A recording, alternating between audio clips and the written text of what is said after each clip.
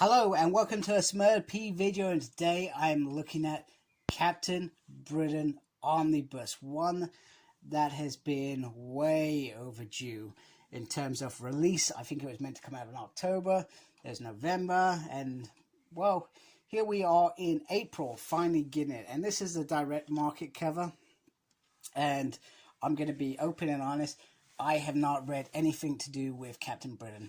In fact, being British, you would think that I would have done that, but I have probably deliberately gone out of my way for many, many years not to read this run. Although I suspect great things from it. Hey, it's Big Ben. I've seen that. Right, let's move on after my weird outburst.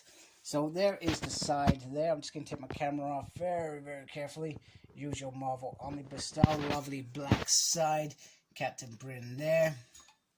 And then the little side picture down there, which is pretty awesome. And then we are going to go round to this side for... Okay, so here is the back, and we have this beautiful picture. Once again, Captain America in the middle. We've got a lot of Red Skull action there, so I'm presuming he has a part to play. Don't know who these folks are. And the stone, sword in the stone. King Arthur, I guess it's around that. And maybe around how Brian Bradlock gets his powers? I'm not sure. So, let me just zoom in a little bit. So, what does this collect? Material from Captain Britain 1 to 39.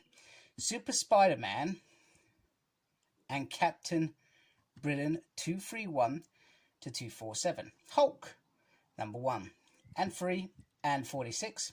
Incredible Hulk Weekly 47 to 55, 57 and 63. So just bear in mind when we look at this anyway, you'll see they're literally just small like segments. And then we got 57 and 63. Marvel Superheroes 377 to 388. Daredevil 1 to 11. Mighty World of Marvel 7 to 16.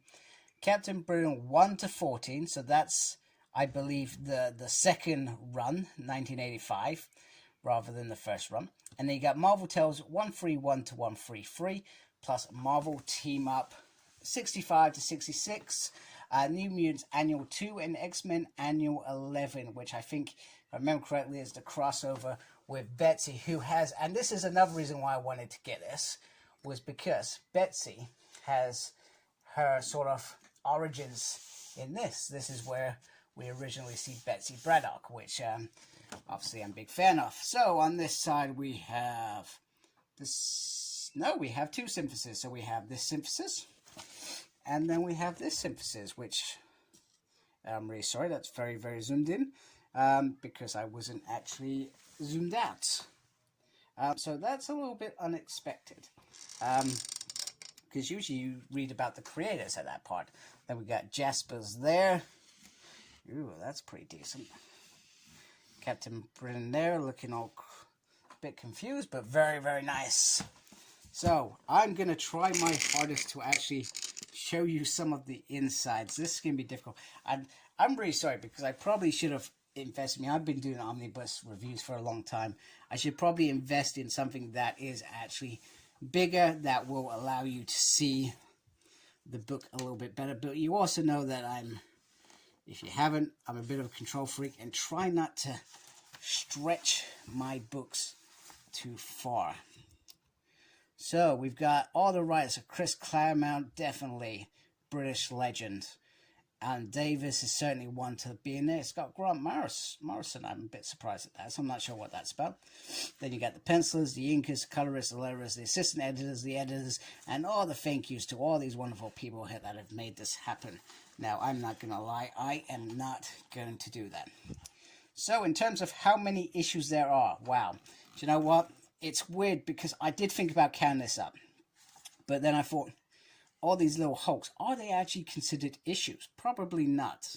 They're probably like Marvel Comics Presents. They have like a little free pager on Wolverine or something like that. So I've decided not to count them. But you can see this starts in 1976 at page 7 and ends at page 1243, which is That makes no sense. September 1981. But that must be this little Hulk run here in particular. But X-Men Annual actually ends in 1987. Which, when I finish this, I will bring out what I really want to do. Is I really wanted to read this before I jumped into the world of Excalibur. That's what I really wanted to do. Because I felt Captain Britain plays such a big part in that that universe, that I felt, you know what, I need to read this before I perhaps read that. It's probably not essential, but it'll give me a good understanding of the character, his origins, and where he comes from. I guess that's my idea of thinking about it. So the weird thing that I found with this is, so I did another review last year, which was once again Captain Britain. And it was done by Panini in the UK. They released an omnibus, but it wasn't as tall as this omnibus in terms of size. I don't think it was like that. And it has pretty much this original run, this 1 to 39.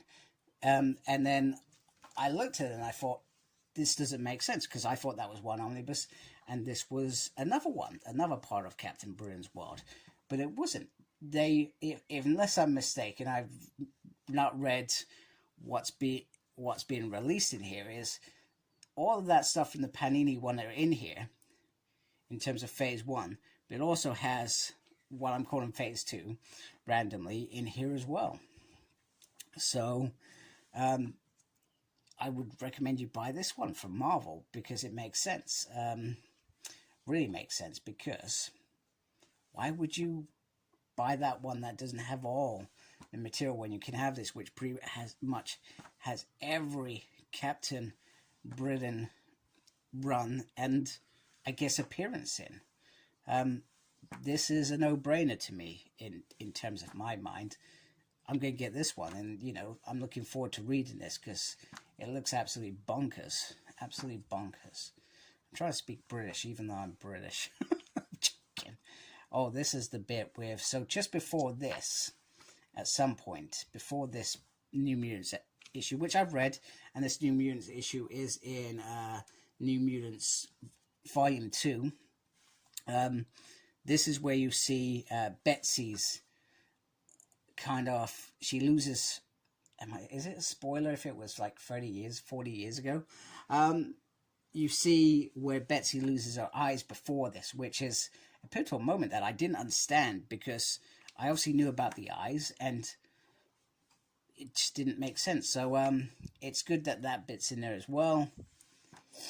There's a lot of black and white pages. I'm presuming this is how it was released, which is great.